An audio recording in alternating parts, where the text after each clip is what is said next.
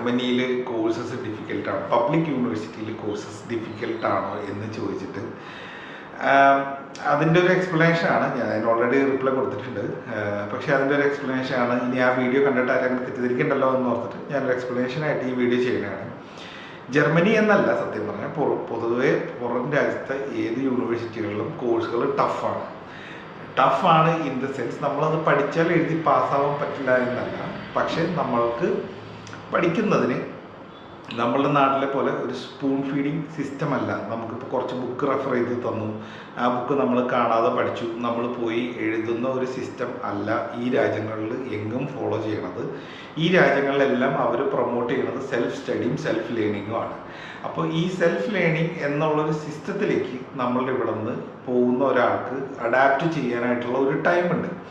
ആ ഒരു ടൈം കുറച്ച് ബുദ്ധിമുട്ടാണ് അവർക്ക്. കാരണം ഇവർ ഇവിടെ നിന്ന് അവിടെ ചെന്ന് ഒരു എൻറ്റയർലി ന്യൂ സിസ്റ്റത്തിലോട്ട് സ്വിച്ച് ചെയ്യാനായിട്ടാണ് ഇവർ ശ്രമിക്കുന്നത്. അപ്പോൾ ആ പുതിയൊരു സിസ്റ്റത്തിലേക്ക് സ്വിച്ച് ചെയ്യുമ്പോൾ പ്രത്യേകിച്ച് മാസ്റ്റേഴ്സ് പഠിക്കാൻ പോകുന്നവർക്കായിരിക്കാം ഇത് കൂടുതലും പ്രശ്നം വരുന്നത്. കാരണം ഒരു വർഷം അല്ലെങ്കിൽ 1.5 വർഷം ഒക്കെയാണ് പൊതുവെ, അല്ലെങ്കിൽ 2 വർഷം വരെയൊക്കെയാണ് പൊതുവെ ഒരു മാസ്റ്റേഴ്സിൻ്റെ ഡ്യൂറേഷൻ എന്ന് പറയുന്നത്. അപ്പോൾ ഈ 1 വർഷത്തിൻ്റെ ഉള്ളിൽ ഇവർ ഇത് എല്ലാ സിസ്റ്റം പഠിച്ചത് ഇവർ ഷിഫ്റ്റ് ചെയ്യാനുള്ള ഒരു ടൈം ഗ്യാപ്പ് വളരെ കുറവാണ്. അപ്പോൾ ആ ഒരു ടൈം ഗ്യാപ്പിനുള്ളിൽ ഇവർക്ക് എക്സാം എല്ലാം ക്ലിയർ ചെയ്തെടുക്കണം.